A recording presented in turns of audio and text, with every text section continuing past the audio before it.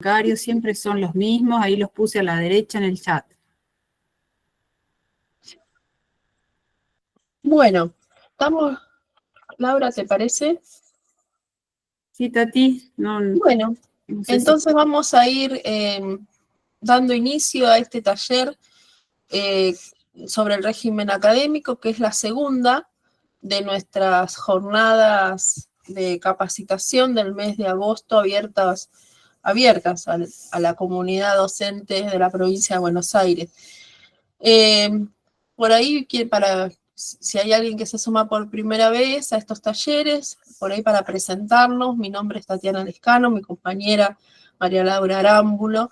Nosotros tenemos bastantes años de trayectoria en el sistema educativo y en todos esos años hemos transitado por diversos cargos, tanto en los cargos de base como en los cargos de gestión. Hemos participado de diversas pruebas de selección, tanto como aspirantes como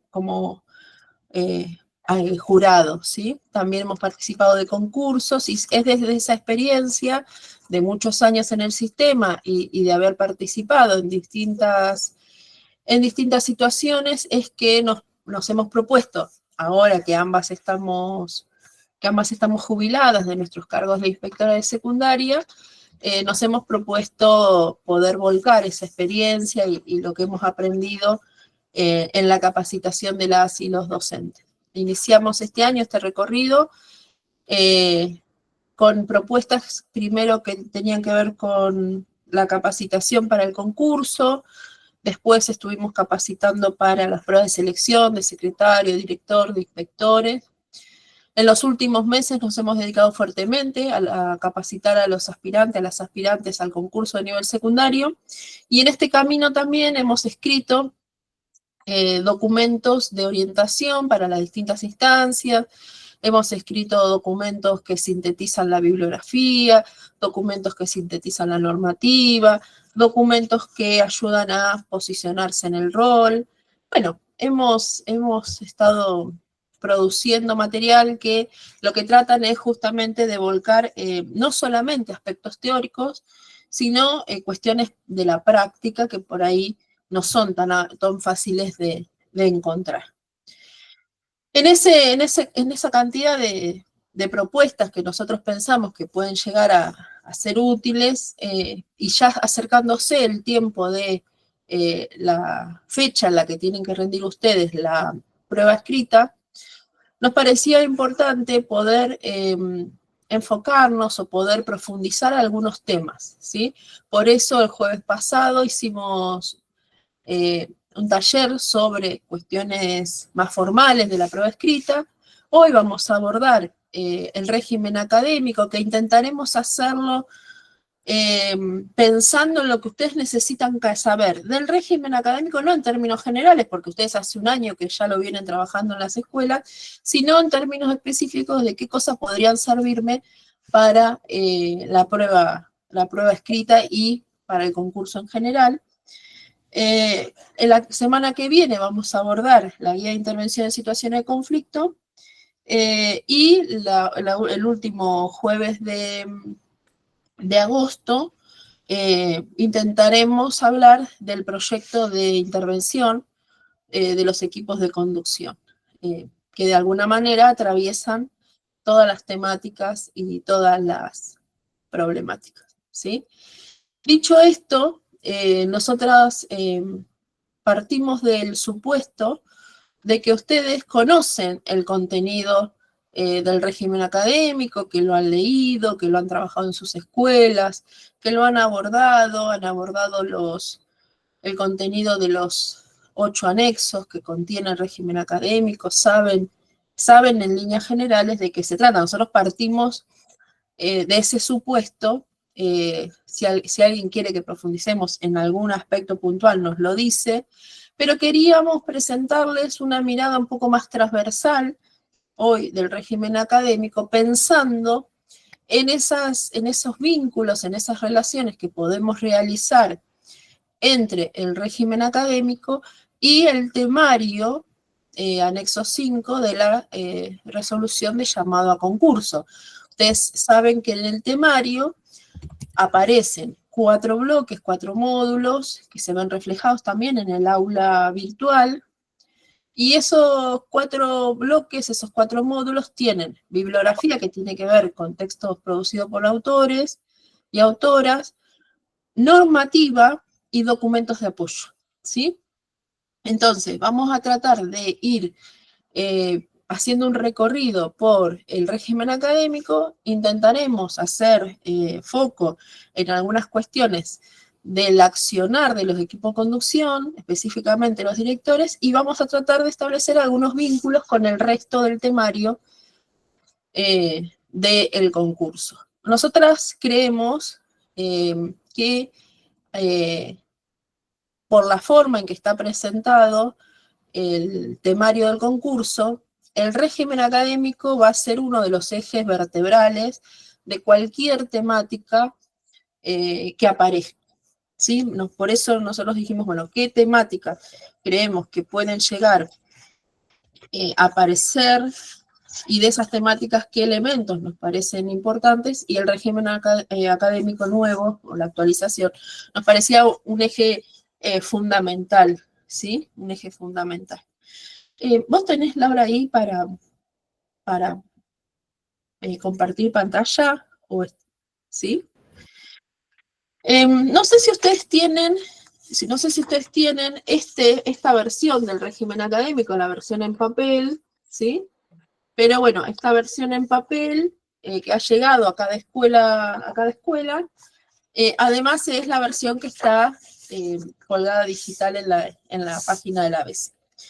Y yo quiero leerles una cita que está en el prólogo, en la primera hojita del régimen académico, y fíjense lo que dice.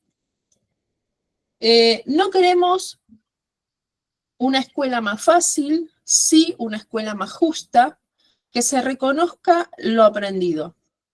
Una escuela secundaria atractiva y hospitalaria, acorde a la época que transitan las y los jóvenes, con la centralidad puesta en el conocimiento, en el desarrollo del pensamiento complejo y crítico, comprometida con una sociedad más democrática e igualitaria. Esta cita, extraída del régimen académico, del prólogo del régimen académico, nos parece que es una muestra del trabajo que nosotros estamos tratando de desarrollar con quienes nos han acompañado en las distintas capacitaciones, que es encontrar aquel contenido dentro de cada uno de los materiales que pueda hacernos puente con el resto del temario. Fíjense que en esta cita nos está planteando un montón de temas que aparecen dentro del temario. Nos está planteando la justicia curricular, nos está planteando el reconocimiento de los saberes y de los aprendizajes construidos durante la trayectoria educativa, una escuela secundaria atractiva y hospitalaria, acorde a la época, un reconocimiento de la época y de las realidades de nuestros jóvenes, la centralidad de la enseñanza, y este vínculo irreemplazable con la sociedad democrática e igualitaria. En este párrafo encontramos casi todos los temas que se fueron problematizando en el curso virtual. Entonces, una de las cosas que nosotras tenemos que tratar de encontrar dentro de cada material que vamos leyendo son esos puntos que nos conectan este material con el resto del temario. Entonces, este párrafo, que es bien cortito, nosotras con Laura orientamos a quienes participan de nuestras capacitaciones a que encuentren esas citas que pueden llegar a servirnos en distintas oportunidades. Y este tipo de cita, que engloba muchos conceptos, tiene estas características de poder articular o poder ser articulada con un montón de temáticas, de tal manera que yo podría utilizar esa cita como un puente entre el régimen académico y las temáticas del bloque 1, entre el régimen académico y las temáticas del bloque 2, entre el régimen académico y las temáticas del bloque 4, ¿sí? En el régimen académico también, en el anexo 1, cuando habla de los principios y definiciones generales, hay todo un recorrido en relación a los distintos marcos normativos de los cuales el régimen académico es heredero, si se quiere. ¿Querés ir pasando a las diapositivas, Laura?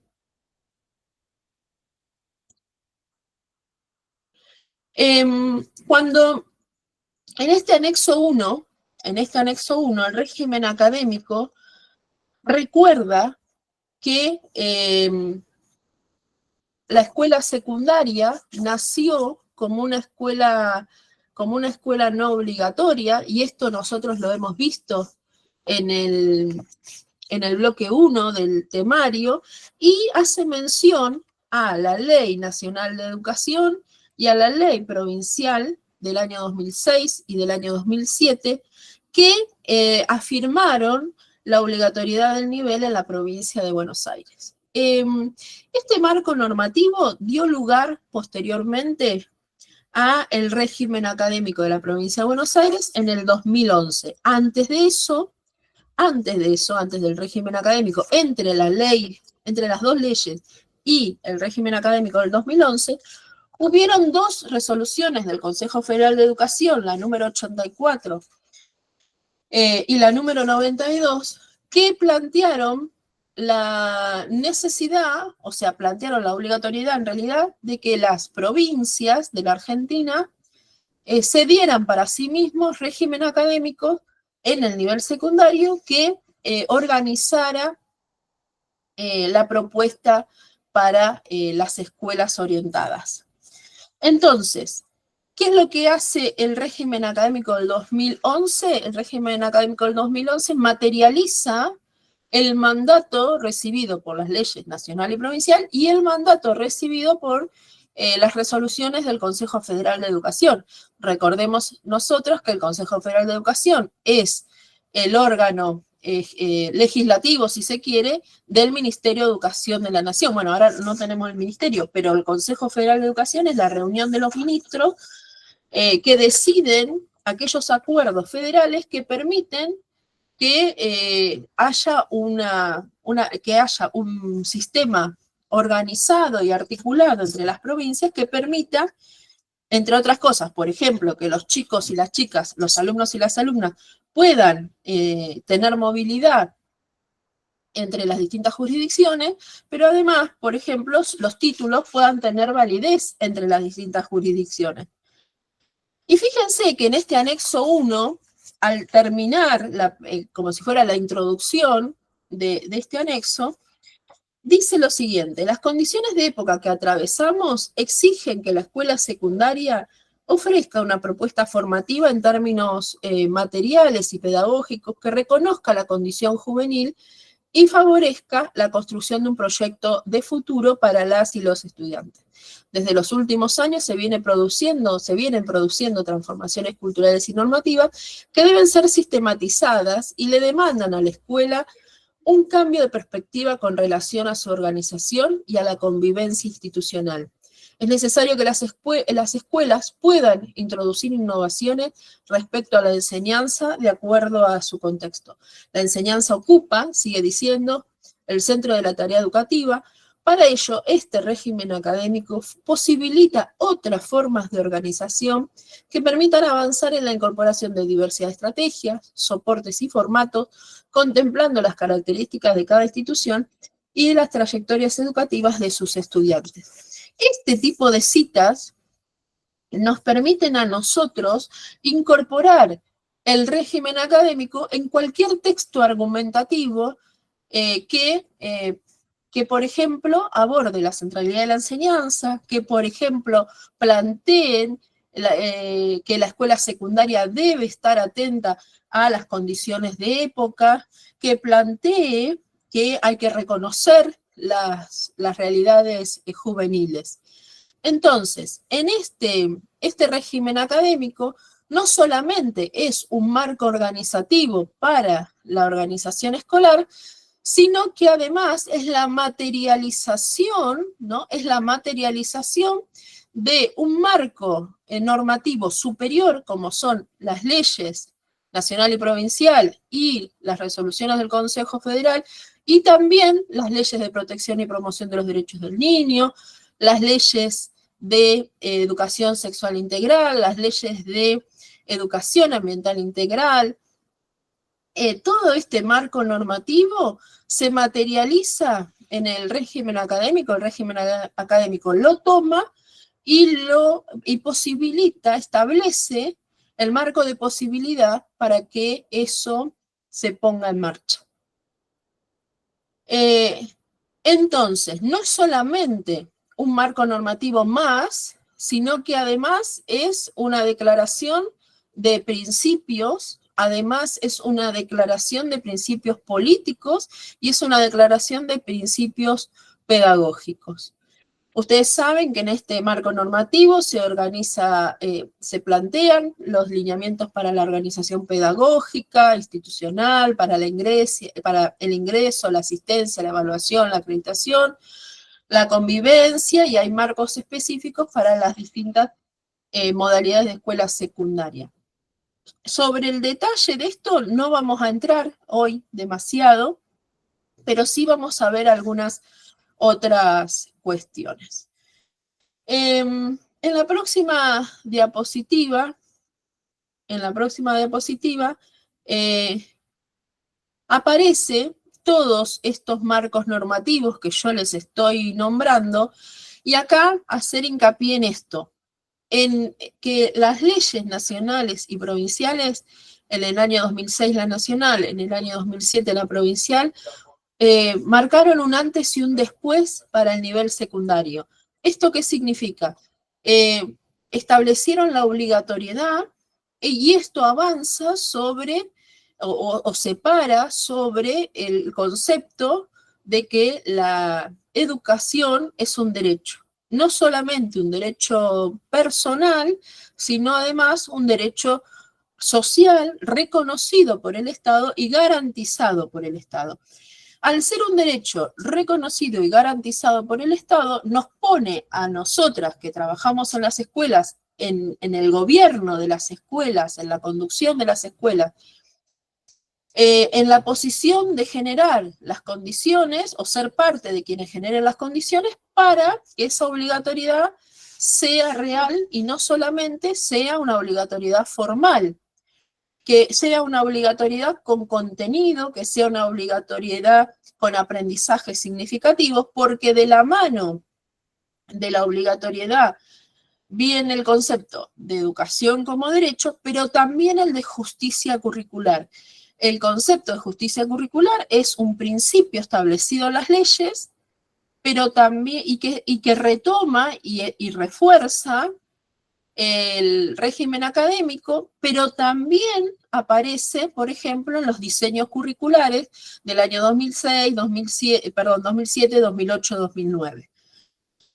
Entonces, estos tres pilares de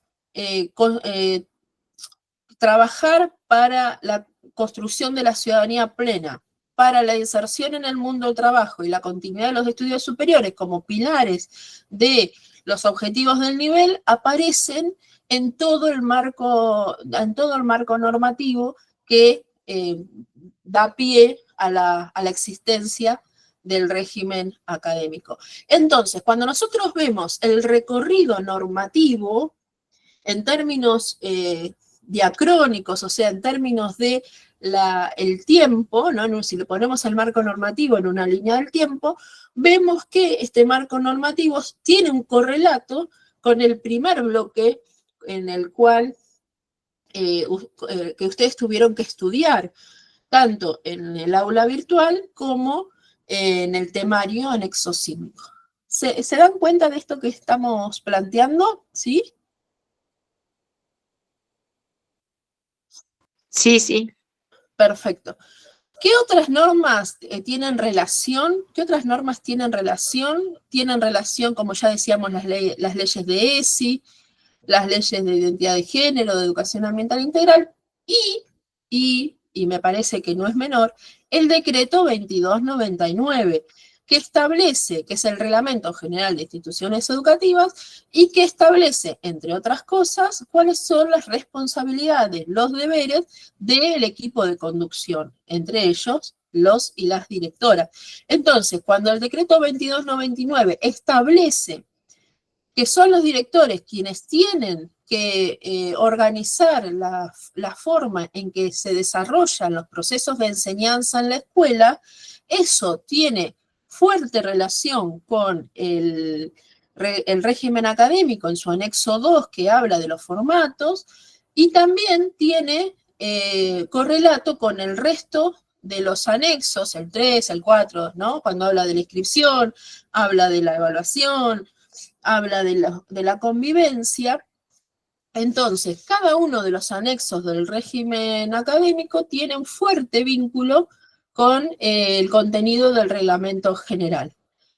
Entonces hay que leerlos en sintonía, de la misma manera que hay que leer el régimen académico a la luz de los documentos de apoyo de su implementación, a la luz de los diseños curriculares, del breviario para directores, del marco general de la política curricular, que es otro documento, de las líneas prioritarias de la educación secundaria y las líneas prioritarias jurisdiccionales para el tiempo que estamos viviendo, que establecen todos estos documentos cuál es el marco de acción para la gestión directiva.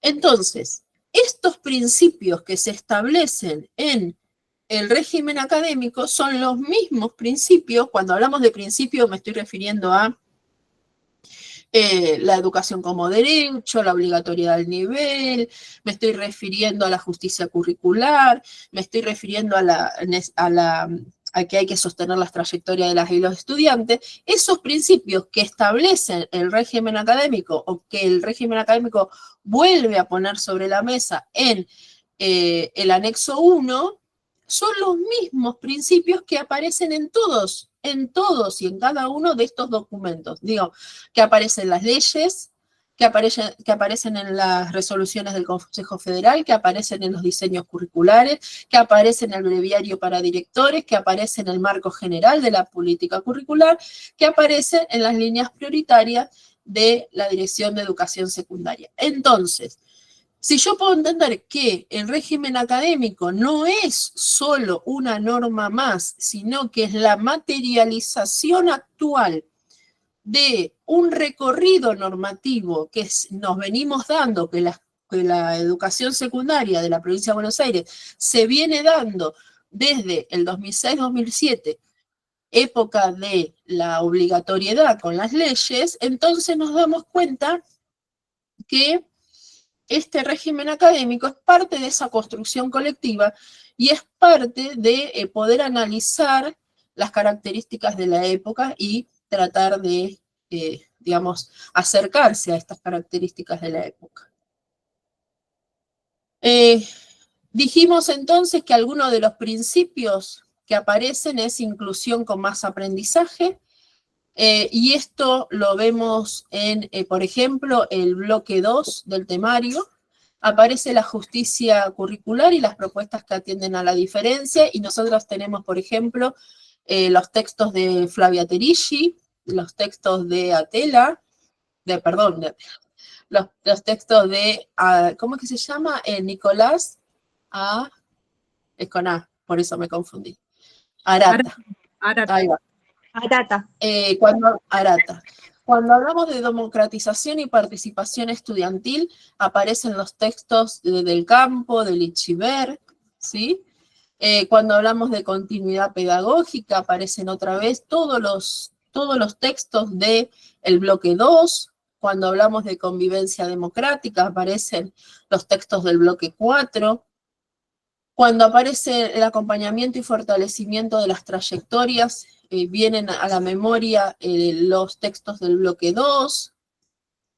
Cuando hablamos de movilidad de estudiantes, no hay un texto que hable de movilidad de estudiantes, pero si nosotros consideramos que la educación es un derecho, entonces aparecen los textos del bloque 1.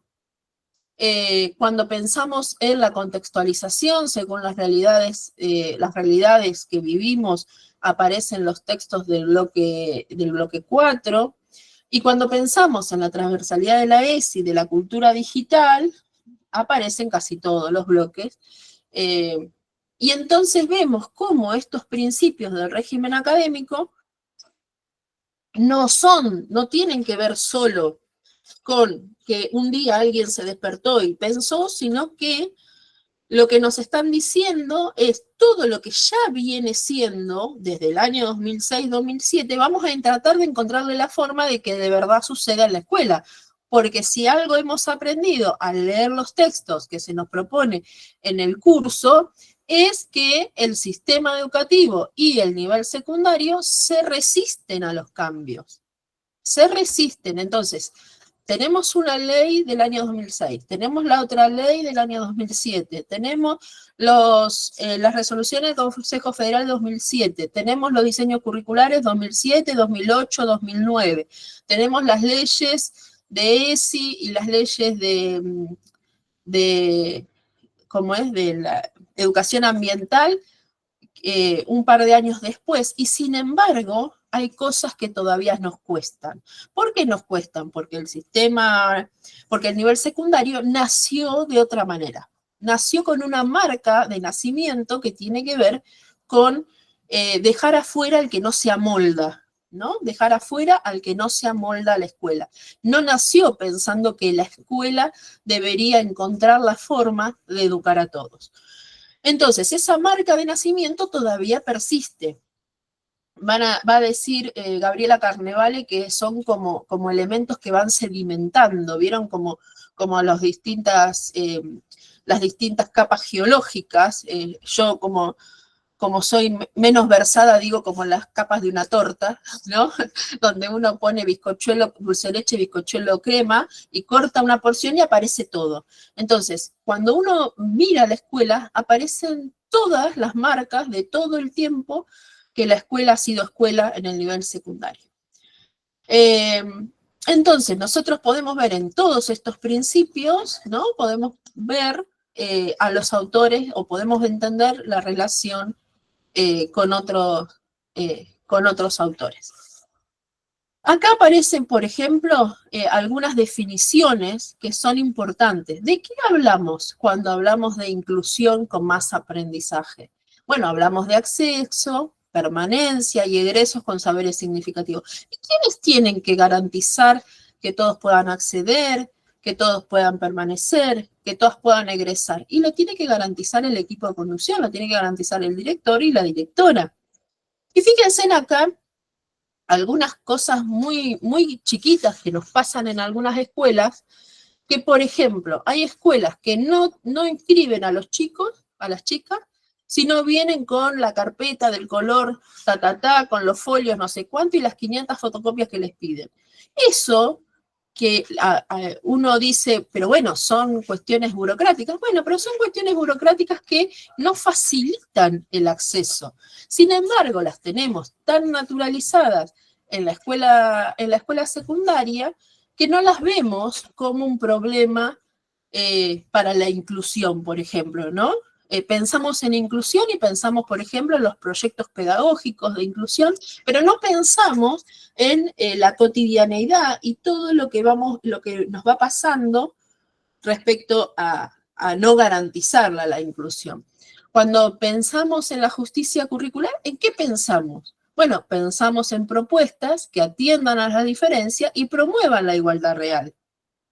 Bueno, ahí dice Gabriela, o el cobro de cooperadora como requisito de matriculación, correcto, ¿sí? O el certificado de buena salud como requisito, ¿no es cierto? Cuando el régimen académico dice acceso irrestricto, cuando el decreto 2299 dice acceso irrestricto, ¿sí? Es difícil mirarnos a nosotras mismas y desnaturalizar algunas prácticas. Pero es a lo que nos invita el régimen académico. El régimen académico nos invita a desnaturalizar lo que tenemos adelante.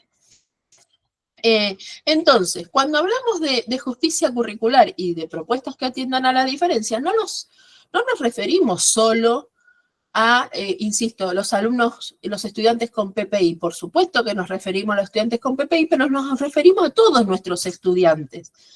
A los que tienen computadora y no la tienen, a los que acceden a libros y no acceden, a los que tienen una cultura familiar parecida a la escolar y quienes no lo tienen, a quienes leen y a quienes no leen, a quienes pueden más y quienes pueden menos, a quienes hablan en otro idioma en su casa. Digo, tenemos un montón de realidades en nuestras aulas y todas esas realidades deben ser atendidas, ¿sí? No sé si alguien quería decir algo.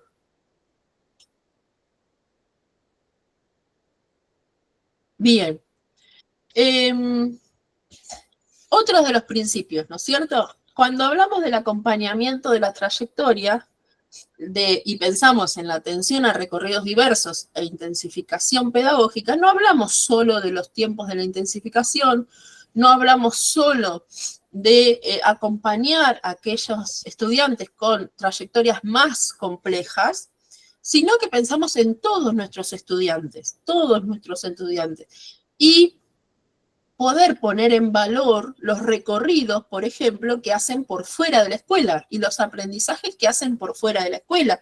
Nosotros hemos tenido, por ejemplo, estudiantes que de manera fabulosa participan en distintas organizaciones de su comunidad y después desaprueban política y ciudadanía, porque la profesora de política y ciudadanía le pide la carpeta completa y no valora el recorrido que tiene en otras instituciones de la comunidad. Y eso también es parte de acompañar trayectorias. Digo, pensemos un poquito más allá de lo literal y de lo obvio, ¿no? De tal manera que el régimen académico, nosotros podemos mirar el régimen académico como una declaración, ¿no? Como una declaración de principios políticos y una declaración de principios pedagógicos. Cuando me refiero a la dimensión política del régimen académico, no me refiero en términos políticos partidarios. Me refiero a esta mirada política que tiene que ver con cómo pensamos a la educación, cómo pensamos a los sujetos de la educación, cómo pensamos la sociedad, cómo pensamos este sujeto que queremos formar. Entonces, si vamos a la siguiente, en la 10, ahí, cuando nosotros pensamos la dimensión pedagógica, la dimensión pedagógica del régimen académico, pensamos en este régimen académico que organiza y regula las prácticas escolares, los tiempos, los espacios, la planificación, la evaluación y la acreditación, y acá aparece fuertemente Acosta, Pinot, Sotwell, cuando habla de los formatos escolares.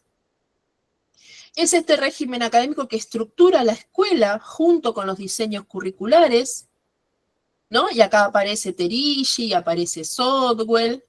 Es este régimen académico que piensa en cómo mejorar la enseñanza, cómo mejorar los aprendizajes, qué acciones hay que desarrollar para cumplir con las jornadas, para la atención pedagógica, ¿no? Y otra vez acá, autores del bloque 1 hablando de los formatos, y Dubet hablando de las desigualdades, ¿no? Y este régimen académico que nos dice, bueno, ¿y cómo vamos a acompañar las trayectorias educativas? ¿De quiénes? De nuestros alumnos reales, de los alumnos que realmente tenemos en las aulas. Entonces, esta es la dimensión pedagógica del RAC, es la dimensión que estamos acostumbradas y acostumbrados a pensar, ¿no? Porque este último año nos hemos dedicado a ver, bueno, ¿cómo vamos a ir incorporando a nuestras prácticas escolares, a las prácticas cotidianas? Bueno, ¿cómo incorporamos los tiempos de la intensificación? ¿Cómo hacemos para al mismo tiempo intensificar, profundizar y dar clase, ¿no? Todas estas cuestiones. Pero, además de la dimensión pedagógica e incluso sosteniendo la dimensión pedagógica, aparece la dimensión política. Esta dimensión es casi preexistente a la dimensión pedagógica. ¿Por qué? Porque la dimensión pedagógica se sustenta, por ejemplo, en la garantía del derecho a la secundaria. Se sustenta en que tenemos que superar la matriz selectiva de la que hablan los autores del bloque 1. Se sustenta en que tenemos que democratizar las instituciones, como dicen los autores del bloque 3. Se sustenta en que tenemos que construir colectivamente la escuela que queremos, como dice el bloque 3 del bloque 4.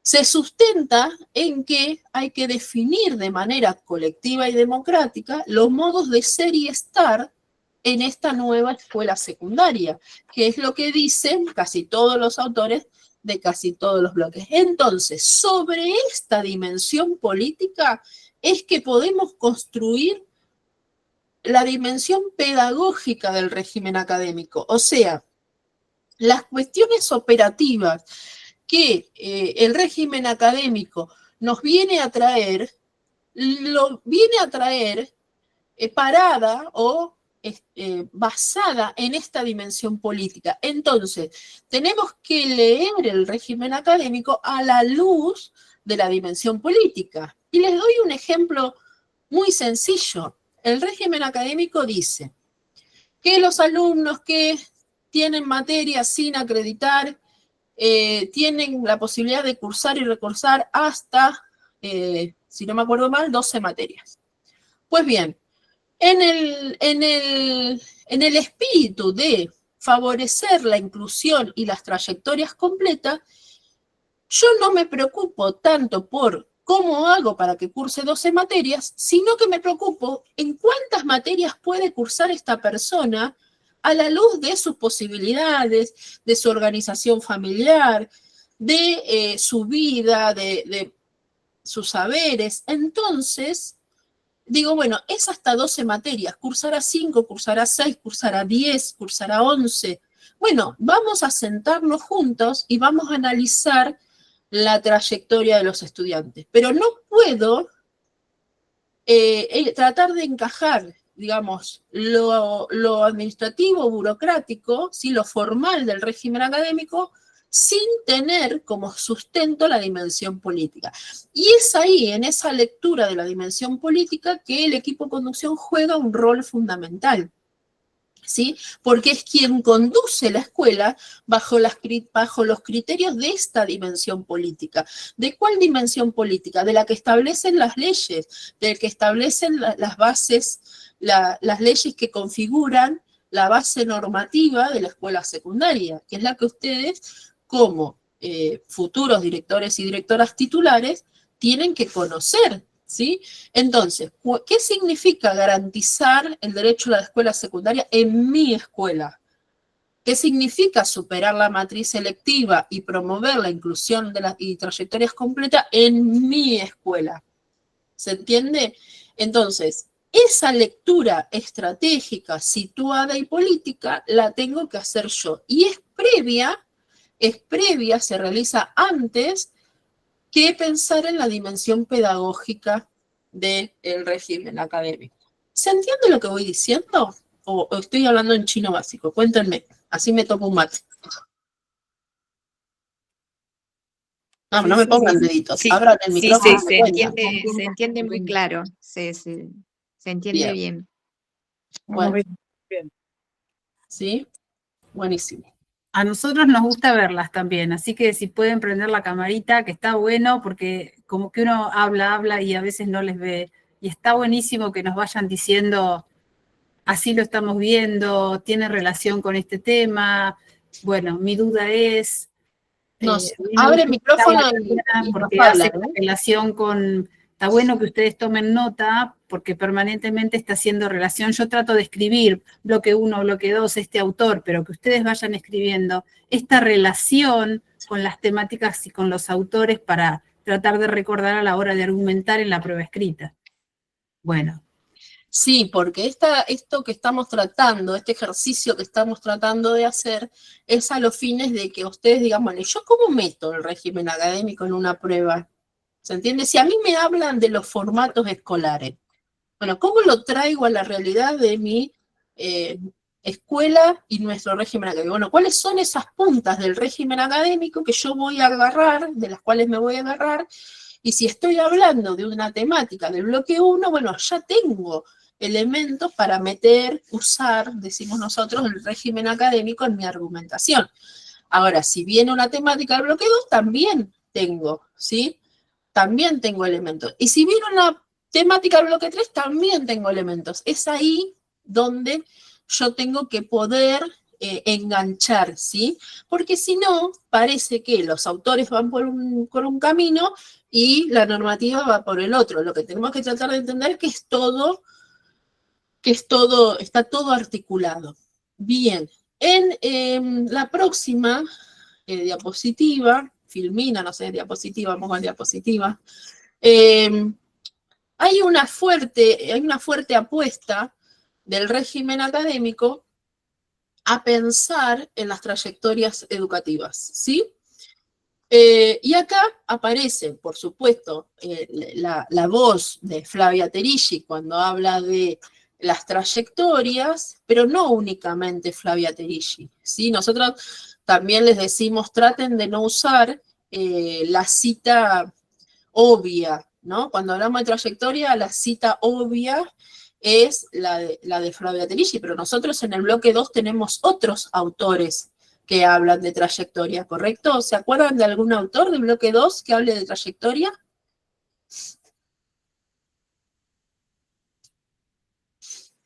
¿Puede ser Fabini? Puede ser, Graciela Favilli, puede ser, sí, sí.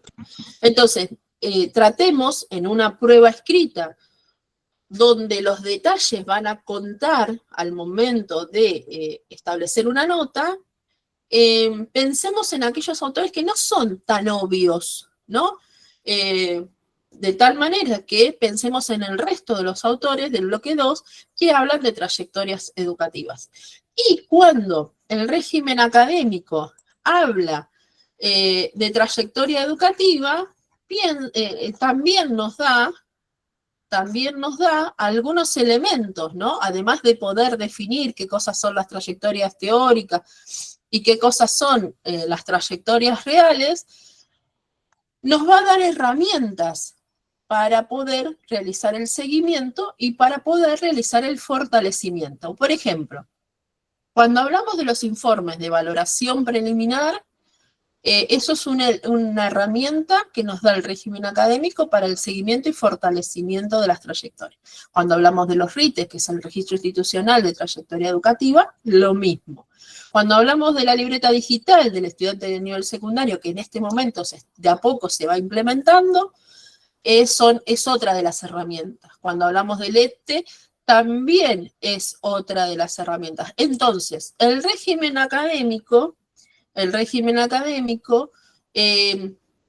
toma los principios establecidos en el marco normativo extenso, las leyes, el diseño curricular, el decreto 2299, y lo operativiza en herramientas concretas. Este pasaje entre los principios normativos y la realidad operativa de la escuela es lo que nos permite pensar al régimen académico como un puente al mismo tiempo que pensarlo como aquel instrumento, aquel instrumento que materializa los principios de la política educativa. Otro principio que aparece es todo el tema relacionado con la evaluación y la acreditación. No sé si ahí Gabriela pregunta si serían los insumos. Los insumos tienen que ver con justamente los estados administrativos, con aquellos elementos visibles de la escuela, ¿no es cierto? El régimen académico lo que va a hacer es ordenarlos y establecer en función de qué lo vamos a ver. O sea, ¿para qué queremos el RITE? ¿Para qué queremos el informe de valoración preliminar? ¿Para qué queremos la libreta? ¿Es solo un elemento burocrático o está al servicio de del sostenimiento de las trayectorias? ¿O está al servicio de construir una escuela secundaria más inclusiva? Una escuela secundaria que fortalezca el vínculo con las familias. Ahí dice Gabriela, entonces, en clave pedagógica, todo de la escuela lo deberíamos leer en clave pedagógica, ¿sí? Si hay una cosa que sostienen los autores, por ejemplo, los autores de bloque 3, del campo, y otro autor que ahora por supuesto no me voy a acordar, Brenner, es que todo en la escuela es objeto de enseñanza y es objeto de aprendizaje. Entonces, a vivir en democracia se aprende y se enseña.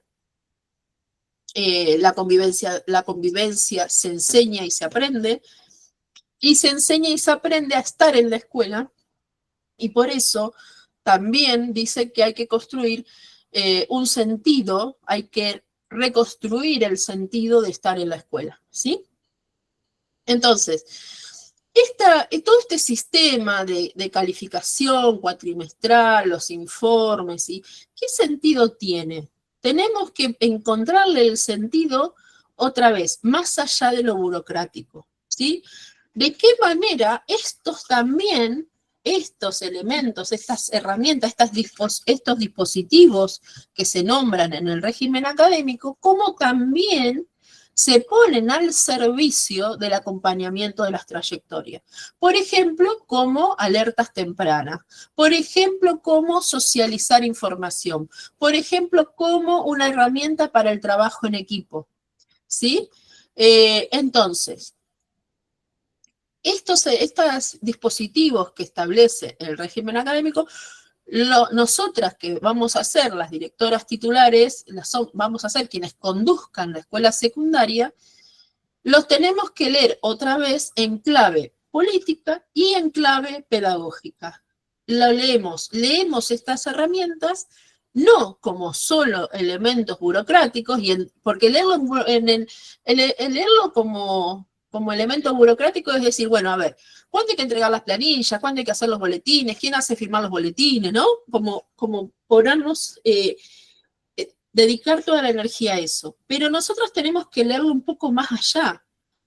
Y entonces lo tenemos que leer como una herramienta pedagógica para hacer realidad un principio político. ¿Cuál? El del derecho a la educación. ¿Cuál? El de la obligatoriedad del nivel. ¿Cuál? El de la democratización del conocimiento, el de la justicia curricular. ¿Se entiende? Entonces, dejan de ser meros aspectos burocráticos para convertirse en aquellos elementos o dispositivos que materializan esos principios.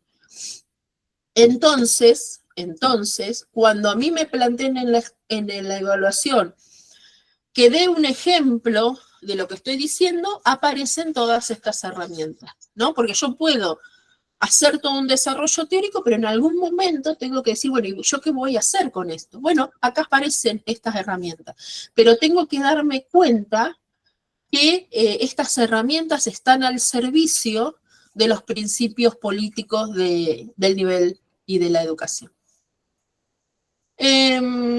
Entonces, para el acompañamiento de las trayectorias, decíamos que aparece la intensificación, la profundización, el equipo de trayectoria, el abordaje de la inasistencia, el inicio acompañado. Todos estos son mecanismos, dispositivos que establece el régimen académico, no porque sí, sino para materializar posibilidades de acompañamiento a las trayectorias complejas para garantizarle a cada uno y a cada una que tenga derecho a la educación. ¿Sí? Bien. ¿Qué más tenemos por ahí? Este acompañamiento viene aparejado de otras cuestiones. ¿De cuáles? De que hay que contextualizar la propuesta educativa del proyecto institucional primero y de cada una de las materias después, a partir de no solamente la realidad institucional, sino la realidad de la comunidad de la que la escuela es parte. Y acá otra cuestión que nos enseñaron los autores del bloque 4. La escuela es parte de la comunidad en la que está inserta. ¿Sí? Tenemos que pensar a la escuela como parte, no a la escuela en relación con un otro externo, un otro extranjero, sino pensada como un actor más de la comunidad de la que forma parte. ¿Sí? Este acompañamiento de las trayectorias implica una revisión del formato escolar para poder ver qué elementos favorecen la inclusión de trayectorias complejas y qué cosas suceden en la escuela que en realidad no favorecen la inclusión de las trayectorias complejas, ¿sí? Este acompañamiento también implica revisar los acuerdos de convivencia, poner en marcha el SIC, el Consejo Institucional de Convivencia, y construir vínculos en el marco de una cultura democrática, de un gobierno democrático y de una cultura democrática. ¿Esto qué significa? Que no voy a mirar la convivencia en términos punitivos, sino que voy a mirar la convivencia en términos de que la convivencia hay que enseñarla y hay que aprenderla. Entonces, de ahí que todos los adultos de la escuela seamos corresponsables de enseñar a convivir, y por lo tanto, si una profesora tiene que parar lo que estaba la clase que estaba dando y conversar de una situación, no está perdiendo el tiempo, sino que está haciendo parte de su tarea, que es enseñar la convivencia, ¿sí? Todo esto tiene como objetivo final fortalecer los aprendizajes, garantizar trayectorias completas y significativas que finalmente tienen que ver con el derecho a la educación, que finalmente tienen que ver con los lineamientos del nivel de la jurisdicción y del nivel secundario, ¿sí? Que nos hablan de la centralidad de la enseñanza. Y acá volvemos a repetir lo que veníamos diciendo, la convivencia y la participación democrática, la convivencia democrática y la participación democrática, la democratización de las relaciones dentro de la escuela, se enseña. ¿Sí? Se enseña. No sucede naturalmente y no sucede solo porque la directora tenga ganas de que suceda y no sucede solo porque una profe de construcción de ciudadanía se ponga las pilas, ni sucede solamente porque haya centro de estudiantes. Es algo que tenemos que construir entre todos, es algo a lo que tenemos que entender que hay que enseñar, ¿sí? La convivencia y la participación en la escuela secundaria son objetos de enseñanza. Por supuesto que para que esa enseñanza suceda, tiene que haber oportunidad de que esto ocurra, ¿no es cierto? Y en ese caso, pensemos, por ejemplo, en que las directoras y los directores tienen que favorecer la organización de los centros estudiantes, tiene que favorecer la participación de los consejos de convivencia, tienen que favorecer el protagonismo juvenil, tienen que poder resignificar los espacios escolares y tiene que poder poner en valor todo esto que los chicos, las chicas, los profes y las profes hacen, en términos de que no están perdiendo el tiempo, están aprendiendo. Entonces, es importante que entendamos que cuando el régimen académico en el anexo 6 habla de la convivencia democrática, no solamente habla de los acuerdos de convivencia, sino de todos los demás elementos que hacen a la convivencia democrática, ¿no? Como el clima escolar, como las políticas de cuidado, como las sanciones, como los acuerdos sobre la norma, como rechazar la discriminación, rechazar la exclusión, cómo resolver los conflictos, qué cosas se aceptan en esta escuela y qué cosas no se aceptan en esta escuela. Y además, esto ¿Con qué tiene que ver? Tiene que ver con que estamos construyendo la escuela de la democracia cuando la escuela secundaria no nació para la democracia, ¿no? La escuela secundaria en su marca de origen no nace para la democracia, no nace para garantizar derecho a la educación, no nace para educar a las y los ciudadanos en su totalidad, ¿sí? Entonces, estamos construyendo la escuela de la democracia y estamos construyendo, estamos, digamos, acompañando la formación de las y los ciudadanos, ¿sí? En este sentido también pensar la convivencia democrática es pensar en las y los autores del bloque 4, del bloque 3, del bloque 4, es pensar, por ejemplo, la resolución de los conflictos en términos de los conflictos más complejos de la escuela, ¿no? Esos conflictos que irrumpen y que aparecen en el bloque 4 con los textos del equipo de nivel secundario. Y también tiene que ver con pensar la conducción de la escuela en términos democráticos. ¿Qué significa conducir la escuela en términos democráticos? ¿Qué significa construir una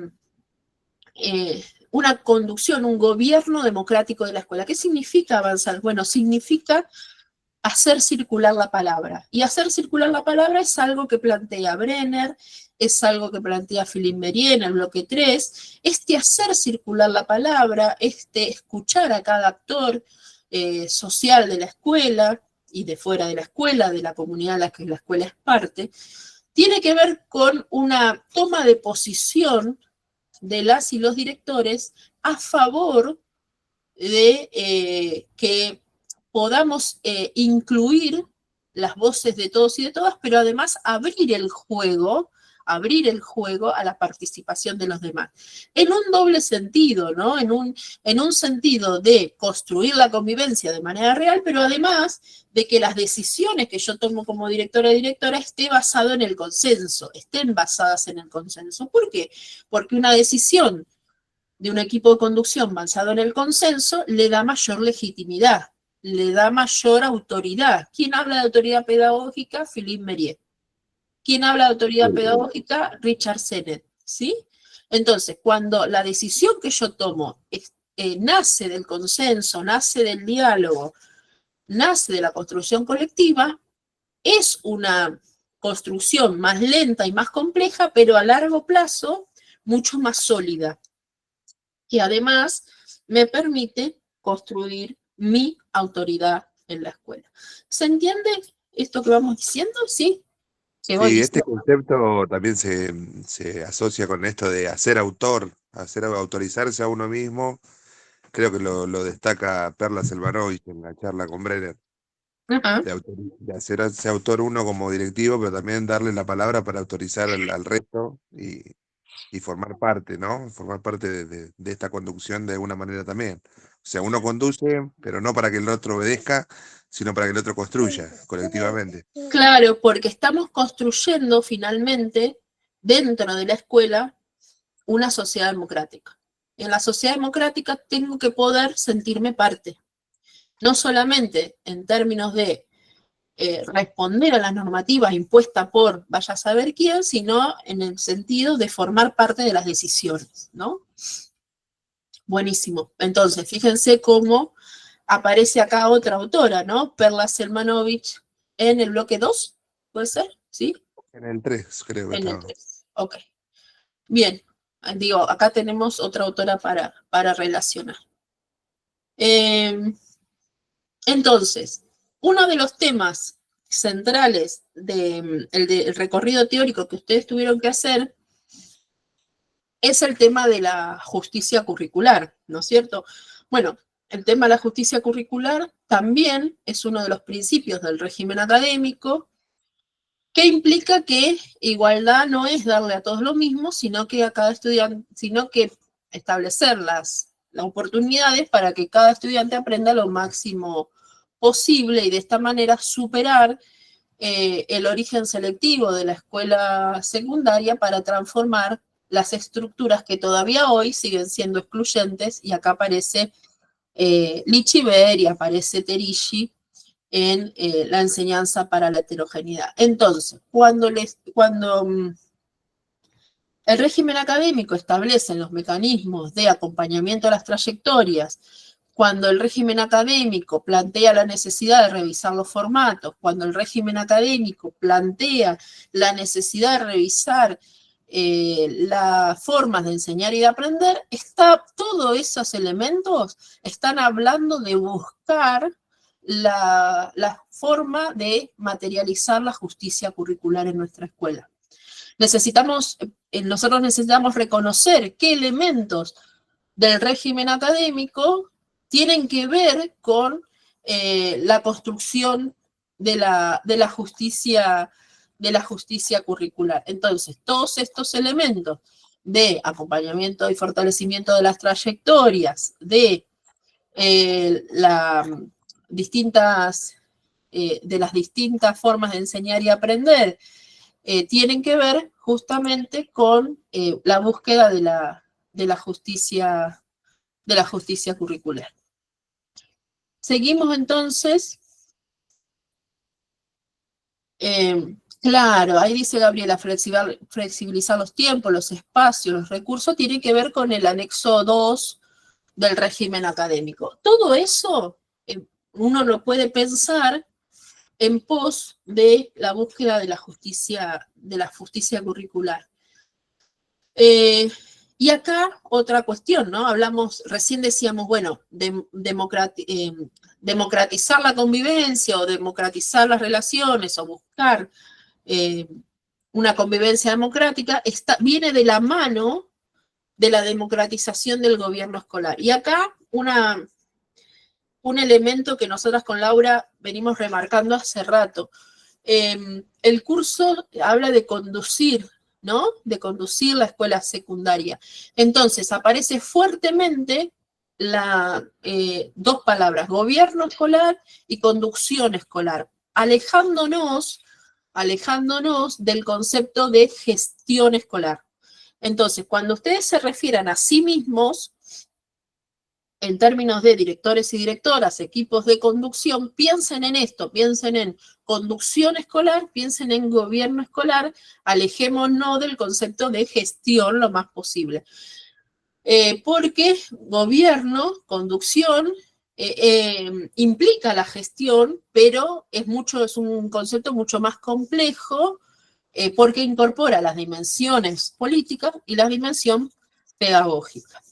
Entonces, cuando volvemos o repasamos esto que ya dijimos, cuando pensamos en la participación de toda la comunidad, de las relaciones igualitarias, de una ciudadanía activa, pensamos en el gobierno democrático. ¿Cuáles son algunas herramientas que aparecen en este régimen académico? Bueno, aparece la necesidad de enseñar a convivir, a resolver conflictos, a rechazar la discriminación, a construir una IC de manera consensuada y a plantear el funcionamiento real del SIC. Y acá una cuestión, ¿no? El SIC también puede ser un aliado del gobierno democrático. Muchas veces, muchos directores lo toman como una carga. Hay que reunir el SIC. No, tratemos de pensarlo como un aliado de la construcción de la autoridad pedagógica del director. Y además, la necesidad de avanzar, todos estos mecanismos, de avanzar en la intervención sobre el currículum oculto. ¿Qué es esto? Es lograr coherencia entre los aprendizajes implícitos, los valores democráticos que circulan en la escuela, que son el currículum finalmente, el currículum real, que hacen al clima escolar y que hacen a los aprendizajes más potentes de los estudiantes, ¿sí? Este régimen académico avanza sobre estas cuestiones y que tienen que ver con lo que las y los autores plantean en el bloque 2 del módulo del temario, ¿sí? Del aula virtual.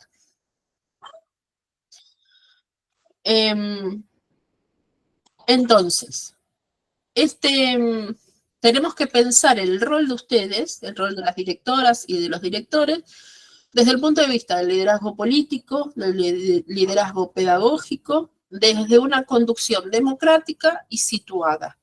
Y acá también otro concepto que venimos remarcando ya varias veces, esta cuestión situada tiene que ver con poder analizar la situación, y situación tiene que ver con 2 o 3 elementos. Un conocimiento acabado del escenario, un conocimiento acabado de los actores que están actuando en ese escenario, y un conocimiento acabado de las relaciones que se dan en ese escenario con esos actores. Eso significa situada, todo eso engloba la palabra situada, y es el director, la directora, el equipo de conducción quien tiene que tener el conocimiento de la situación. Poder tener conocimiento de la situación a veces tiene que ver con un conocimiento más cuantitativo, material, a veces, y la más de las veces, con un conocimiento más cualitativo y que tiene mucho que ver con esta cuestión sentipensante, si se quiere, ¿no? de los sentimientos, de los vínculos, de la intuición, de la experiencia puesta en acto o puesta al servicio del gobierno escolar. Todo esto, otra vez, sostenido porque la meta sea la construcción de instituciones inclusivas, equitativas, con participación activa de todos los actores. Esa tiene que ser nuestra meta, ese tiene que ser nuestro horizonte. Hacia allí tenemos que poder dirigirnos, ¿sí? Y ahí aparece, entonces, cómo toma el régimen académico esta conducción, ¿no? Este gobierno de lo escolar. Entonces, este RA reafirma el rol de los directivos como aquellos que tienen que estructurar la escuela, regular los tiempos, hacerse cargo, si se quiere, de lograr los objetivos de la inclusión. Y en este punto, el régimen académico va muy de la mano del decreto 2299, que establece las obligaciones y los deberes de los equipos de conducción, ¿sí? En la próxima, entonces aparecen cuál es el rol del equipo directivo, ¿no? Que está explicitado en el régimen académico, porque son quienes, los directores y las directoras, tienen que promover cada uno de los elementos que aparecen en el régimen académico.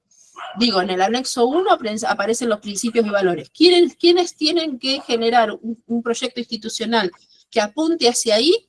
El equipo de conducción. Cuando en el anexo 2 aparecen las cuestiones que tienen que ver con la organización, con la revisión de los formatos, con la organización pedagógica institucional, ¿quiénes son los responsables de la organización pedagógica institucional? Las y los directores. Cuando en el anexo 3 aparece los elementos relacionados con el ingreso y la matriculación de la escuela secundaria, que es este primer vínculo de las familias y los estudiantes con la escuela, ¿quiénes son los responsables de llevar adelante estos procesos? El equipo de conducción. ¿Sí? Cuando el anexo 4 habla de la asistencia, ¿quiénes son los responsables de llevar adelante una asistencia con una mirada puesta en el sostenimiento de la trayectoria? ¿Quiénes son los responsables? El equipo de conducción. Y así, con el anexo 5, que habla de la evaluación y acreditación, con el anexo 6, que habla de la convivencia. Entonces, este rol directivo es fundamental para llevar adelante la materialización del régimen académico. Entonces, todos los elementos que aparecen en los distintos anexos tienen, de alguna manera, en manos de las y los directores, la oportunidad de ponerlos en marcha, ¿sí? Por eso hablamos de un liderazgo político, pedagógico, contextualizado. En el otro. ¿Cuál es la meta para estos equipos de conducción? Lograr una conducción democrática, situada, que garantice el derecho a la educación secundaria y sostenga trayectorias reales. Entonces, en este régimen académico, en el texto del régimen académico, a lo largo del texto aparecen un montón de citas que ustedes podrían rescatar y podrían tratar de recordar para utilizar en sus escritos cuando piensen en las pruebas, en la primera instancia de evaluación, que es la prueba escrita. ¿Por qué? Porque uno de los objetivos de la prueba escrita es construir argumentos. Y estos argumentos deben estar basados o deben estar sustentados por el marco bibliográfico que se establece en el anexo 5. Entonces, si nosotros pensamos que el régimen académico atraviesa y es atravesado por todo el temario, es importante que nosotros podamos citar el régimen académico con propiedad.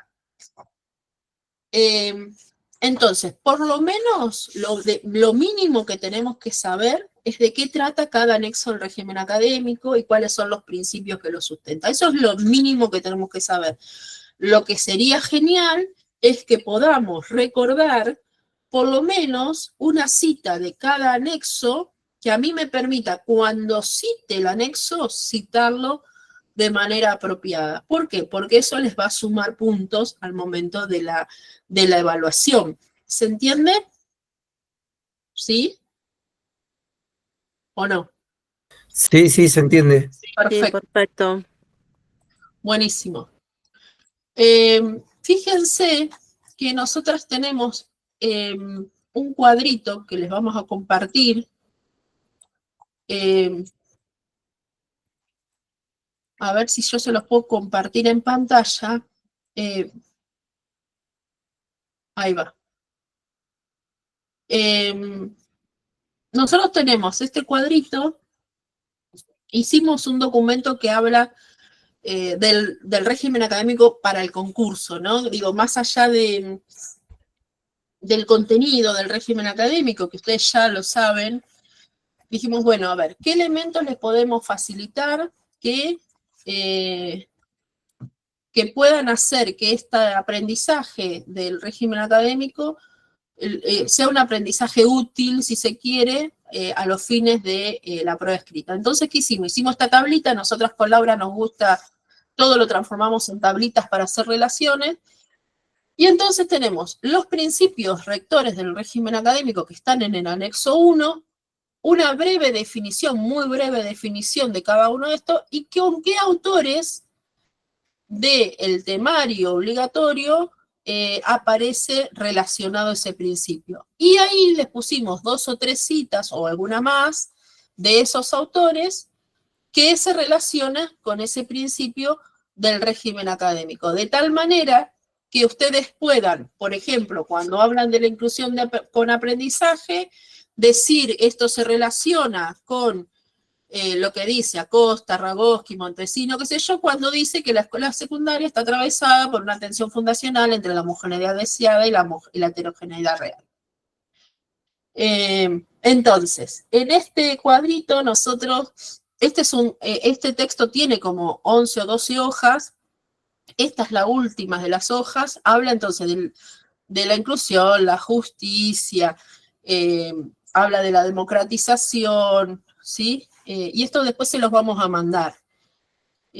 Lo hemos construido a nosotros nos gusta que cuando ustedes participan de nuestros talleres se lleven algún elemento que digan, bueno, valió la pena estar, ¿no es cierto? Así que bueno, les construimos entre otras cosas, todo lo que venimos diciendo está en este documento, y también les vamos a compartir la presentación que les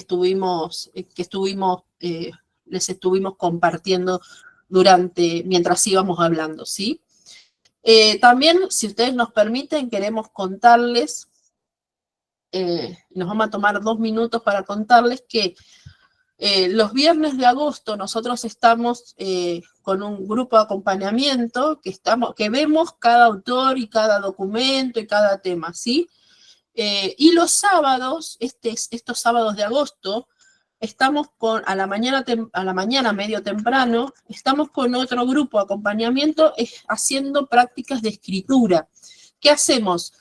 Practicamos sobre las pruebas escritas, construimos entre todos modelos de pruebas escritas, compartimos la escritura de los compañeros, construimos entre todos, escribimos, le damos modelos, le damos algunos consejos sobre cómo mejorar su escritura. Así que bueno, en eso andamos. Y también creemos, si ustedes no lo han recibido, después nos escriben, así como elaboramos este documento que les vamos a mandar,